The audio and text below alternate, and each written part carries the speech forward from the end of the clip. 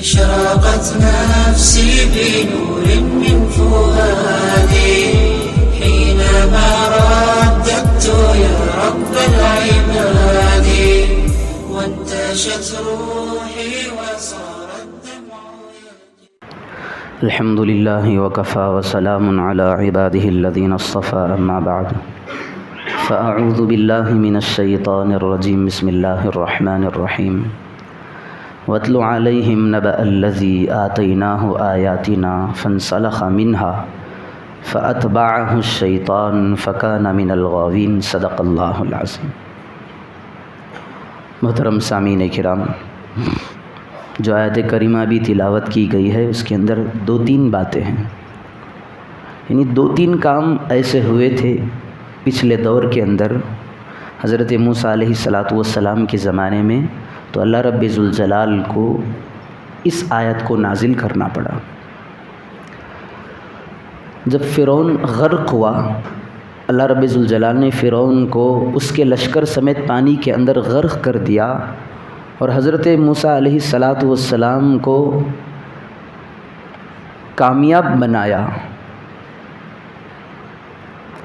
اب واقعہ یوں ہوا، فرعون اور اس کا لشکر تو تباہ ہو گیا، اب موسیٰ علیہ السلام اور حضرت موسیٰ کے ماننے والے بچے ہوئے ہیں۔ اب اللہ رب ذوالجلال نے حضرت موسیٰ کو حکم دیا کہ موسیٰ ابھی بھی تمہارے پاس ایک قوم ہے، قوم جبارین، اس کے پاس جا کر کے تمہیں اس کا مقابلہ کرنا ہے۔ اب وہ قوم کو معلوم ہوا کہ حضرت موسیٰ کا لشکر اللہ کے حکم سے اب ہمارے پاس مقابلے کے لیے آ رہا ہے۔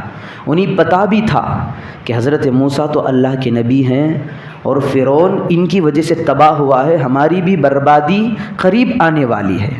تب یہ قوم جو جبارین تھی، یہ ساری قوم، اس زمانے میں ایک آدمی تھا، متقی تھا، پرہیزگار تھا، جس کا نام بلعم بن باعور۔ ساری قوم اس کے پاس گئی دعا کروانے کے لیے۔ دعا کے لیے اس کے پاس کیوں گئی؟ لکھا ہے کتابوں میں اس کے اسم اعظم اس کو آتا تھا۔ اسم اعظم یعنی اللہ کا ایک ایسا نام ہوتا ہے، بندہ اگر اس کو پڑھ کر کے اگر دعا کر لیتا ہے تو جھٹ سے اس کی دعا قبول ہو جاتی ہے۔ وہ زمانے میں مشہور تھا کہ اس کی ہر دعا قبول ہوتی ہے، چونکہ اسے اسم اعظم کا علم عطا کیا گیا تھا۔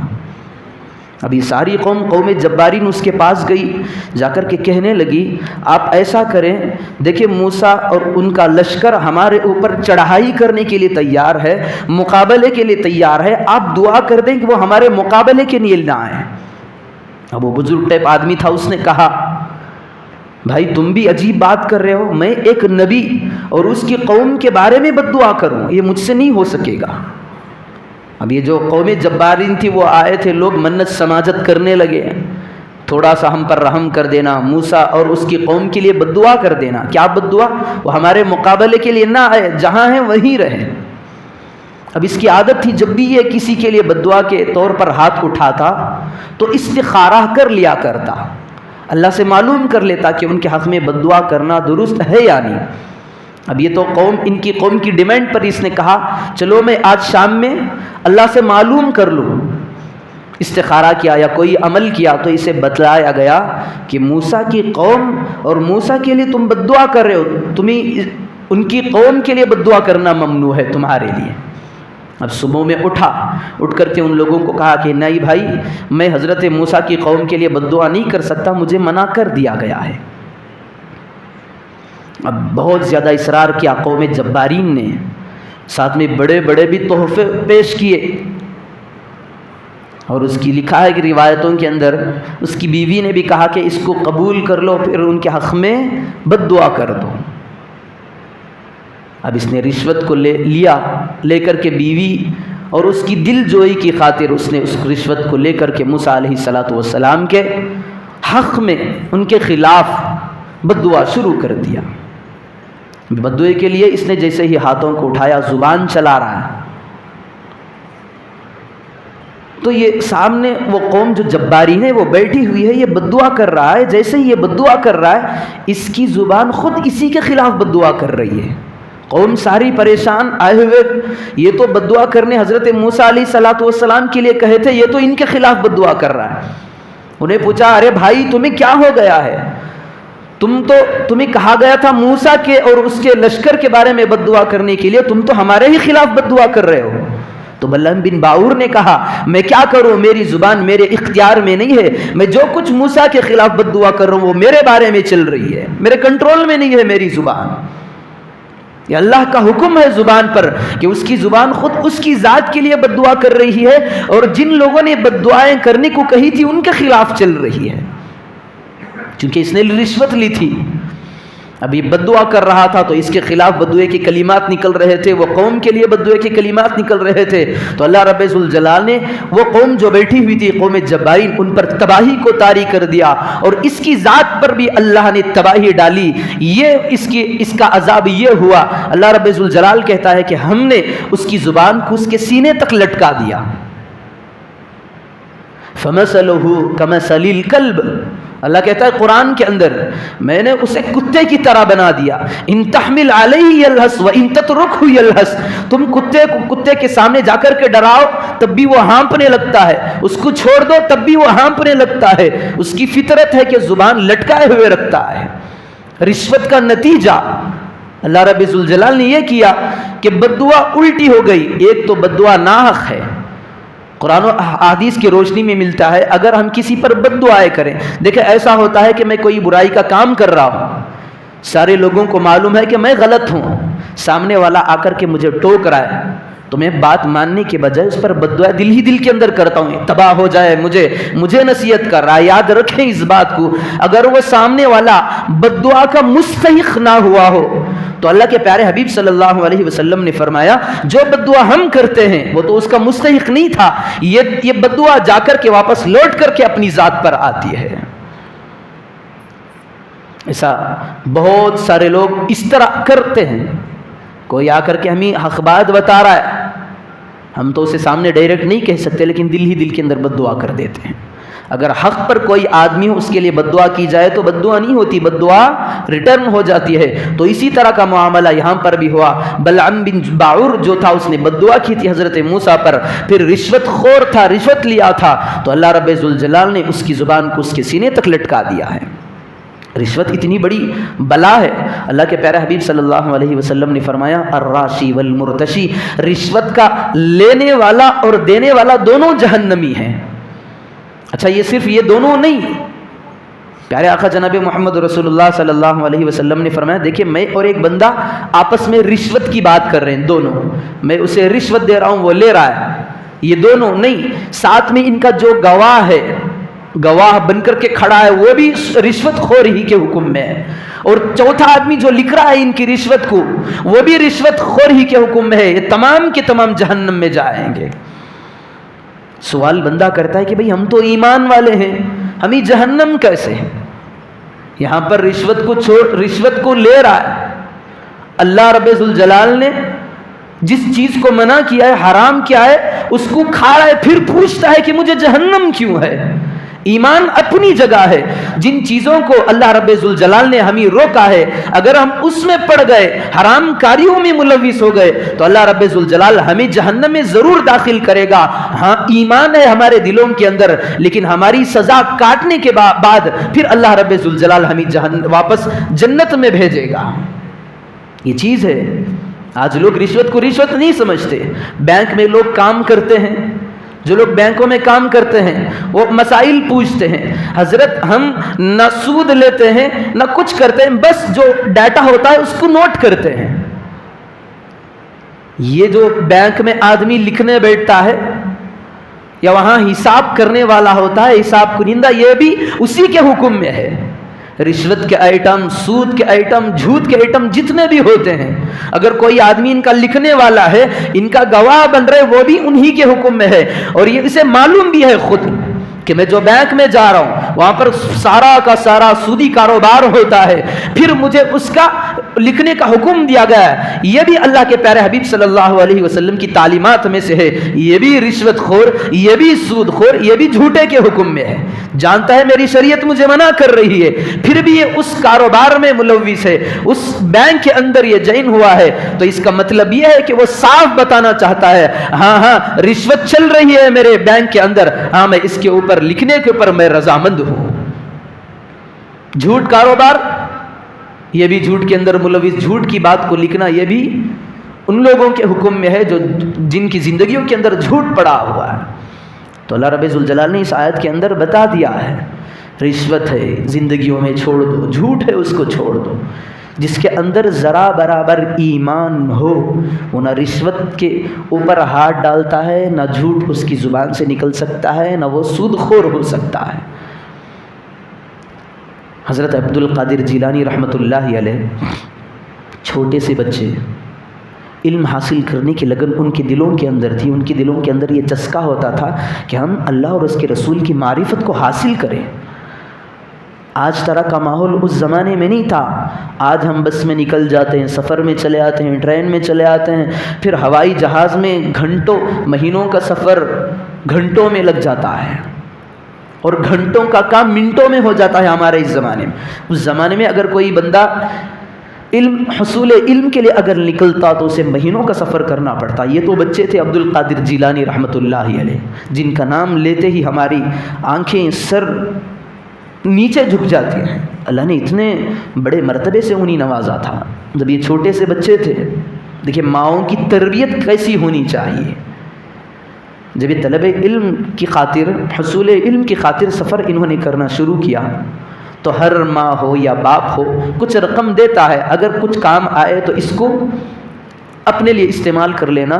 تو ان کی والدہ نے 40 دینار حضرت عبد القادر جیلانی رحمۃ اللہ علیہ کے بنوا کر ایک تھیلی کے اندر، ان کی بغل کے اندر کپڑے والے حصے کے اندر اس کو سی کر کے ان کو روانہ کر دیا تھا۔ ایک تاکید کی تھی ان کی ماں نے، بیٹا تیرے اوپر جو بھی آفت آئے لیکن کبھی بھی جھوٹ نہیں اپنی زبان سے نہیں نکالنا۔ ماؤں کی تربیت ہو تو ایسی ہونی چاہیے، کتنی بڑی آفت تجھ پر آ جائے لیکن زبان سے جھوٹ نہ نکالنا۔ بیٹا باپ کی نصیحت کو لے کر کے راستے سے نکل رہا ہے، سفر ہے، علم حاصل کرنے کا سفر ہے۔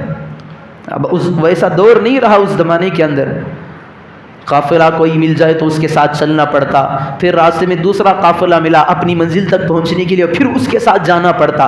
ایسا ہوا کہ ایک قافلے کے ساتھ ہو گئے، اب عین درمیانی راستے میں کچھ ڈاکو آ گئے، لوٹ مار کرنے والے ہر ایک سے تفتیش کر رہے ہیں، بتاؤ تمہارے پاس کتنا مال ہے، تمہارے پاس کتنا مال ہے، تمہارے پاس کتنا مال ہے۔ اگر کوئی مال نکالنے سے پیچھے ہٹتا تو اس کی پٹائی کرتے۔